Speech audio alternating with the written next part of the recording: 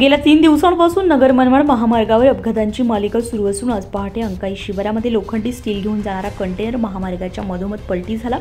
त्यामुळे वाहतूक पहाटेपासून ठप्प झाली असून सुमारे 20 किलोमीटरपर्यंत वाहनांच्या रांगा लागल्यात। पोलीस यंत्रणेने वाहतूक सुरळीत करण्यासाठी उपाययोजना करत नगरकडून येणारी वाहतूक येवल्यातून लासलगाव विंचूर मार्गे वळवली आहे, तर मालेगावकडून येणारी वाहतूक मनमाड नांदगाव मार्गे वळवण्यात आली आहे। पोलीस सूत्रांच्या माहितीनुसार महामार्ग दुपारी 2 वाजेपर्यंत बंद राहण्याची शक्यता आहे। या परिस्थितीमुळे प्रवाशांना मोठा मनस्ताप सहन करावा लागतो।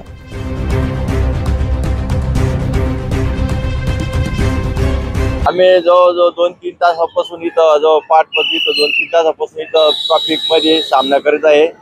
तरी या ठिकाणी प्रशासनाने सांगितण्यात आलेले आहे दुपारपर्यंत जवळजवळ 2-2:30-3 वाजेपर्यंत हे ट्रॅफिक सुरळीत होईल असं प्रशासनाने आम्हाला सांगितलेले आहे। मनमाड हायवेला एक अपघात झाला असून सदर ट्रॅफिक ही पुणे मार्ग विंचूर चौफुली ते लासलगाव मनमाडकडे वळवण्यात आलेली आहे। वरिष्ठांच्या आदेशान्वये ही कामगिरी चालू आहे। साधारणतः दुपारपर्यंत रस्ता खुला होण्याचे चान्सेस आहेत। गैरसोय होऊ नये म्हणून या मार्गाने ट्रॅफिक वळवण्यात आलेली आहे।